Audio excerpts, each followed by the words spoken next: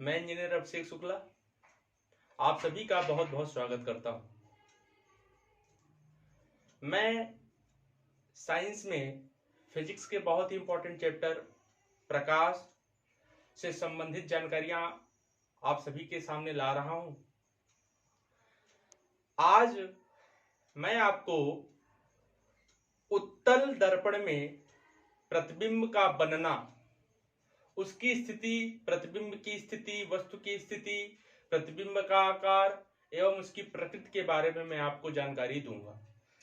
मैंने इसके पहले वीडियो में गोलीय दर्पण में प्रतिबिंब के जो बनने वाला वीडियो अपलोड किया था वो है अवतल दर्पण के लिए। वो जितने भी केसेस थे वो अवतल दर्पण के लिए था और आप सभी के कमेंट मैंने देखे थे, तो अभी वो जो वीडियो था मेरा वो अवतल दर्पण का है, उसको एक बार जरूर देखिएगा। ये जो मैं बताने जा रहा हूं एक चार्ट के माध्यम से, टेबल के माध्यम से, यह है उत्तल दर्पण में प्रतिबिंब का बनना। तो डियर स्टूडेंट, आइए देखिए उत्तल दर्पण द्वारा प्रतिबिंब का बनना, image formation by spherical mirror. देखिए जब हम वस्तु को अनंत पर रखते हैं, जब वस्तु की स्थिति दर्पण से अनंत दूरी पर यानी अनंत पर होती है, तो जो प्रतिबिंब बनता है हमारा, प्रतिबिंब की जो स्थिति है वो फोकस पर बनता है, वो दर्पण के फोकस पर बनता है उत्तल दर्पण के, और दर्पण के पीछे बनता है। प्रतिबिंब का जो आकार होता है इस स्थिति में वह बहुत छोटा, अत्यधिक छोटा होता है, उसको आप बिंदु आकार का मान सकते हो, बिंदु आकार का होता है। और जो प्रतिबिंब की प्रकृति होती है, जो नेचर होता है इमेज का, वह आभासी तथा सीधा होता है। डियर स्टूडेंट, जब हम वस्तु को अनंत और ध्रुव के बीच रखते हैं, जब हम वस्तु को अनंत और ध्रुव के बीच रखते हैं तो हमारी जो प्रतिबिंब है वो फोकस तथा ध्रुव के बीच बनती है। प्रतिबिंब की जो स्थिति है वो फोकस तथा ध्रुव के बीच होता है, यह दर्पण के पीछे होता है। बात हम उत्तल दर्पण की कर रहे हैं। जो प्रतिबिंब बनता है उसका जो आकार होता है वह छोटा होता है और जो प्रतिबिंब की प्रकृति होती है वह आभासी तथा सीधा होती है। ध्यान दीजिए इस टेबल को एक बार, इसमें दो ही केस हैं, एक तो अनंत पर जब वस्तु को रखते हैं तथा अनंत और ध्रुव के बीच जब रखते हैं तब का केस। डियर स्टूडेंट, आपको अगर ये बात टेबल से समझ में आ रहा होगा तो मैं अब आपको इसका डायग्राम दिखाने जा रहा हूं। एक बार टेबल को आप ध्यान दीजिए, फिर मैं डायग्राम को दिखाने जा रहा हूं। दो ही केस हैं। आई होप आप सभी ने इस टेबल को देखा होगा। अब मैं आपको इसके डायग्राम, इसके जो आरेख है वो डायग्राम, रे डायग्राम, किरण आरेख है, उससे मैं आपको इसको दिखाने जा रहा हूं कि क्या घटना, कैसे ये बनता है। वस्तु को जब रखते हैं तो प्रतिबिंब की स्थिति कैसी होती है, आकार कैसा होता है उत्तल दर्पण में, उसको आप एक बार ध्यान दीजिए। देखिए आप सभी जानते हैं कि ये जो मैं दर्पण बना रहा हूं यह है उत्तल दर्पण, यह है उत्तल दर्पण। मैंने एक दर्पण ले लिया, उत्तल दर्पण।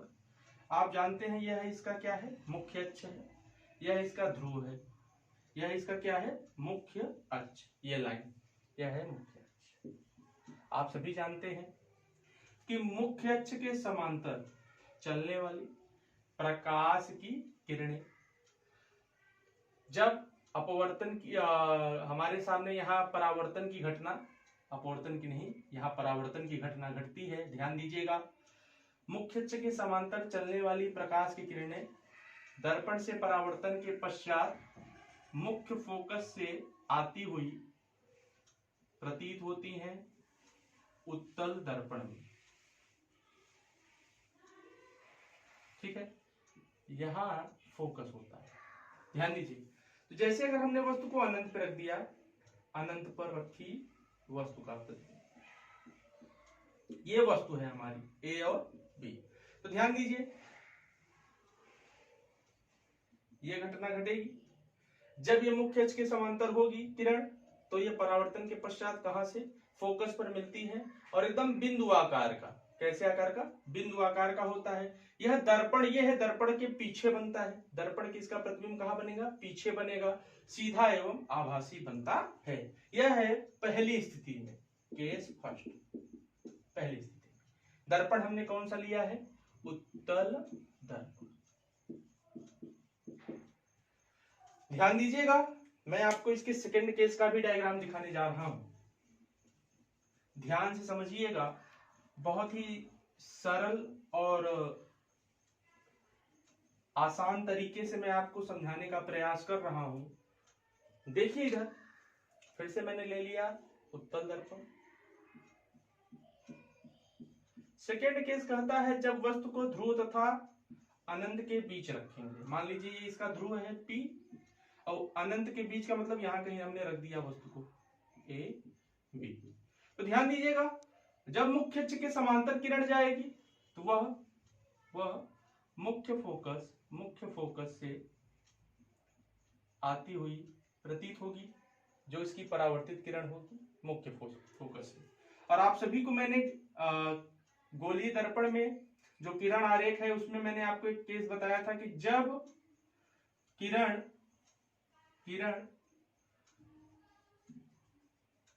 दर्पण के वक्रता केंद्र से होकर जाएगी, जब किरण दर्पण के वक्रता केंद्र से हो जाएगी तो वह उसी मार्ग पर क्या होगी, वापस लौट जाएगी।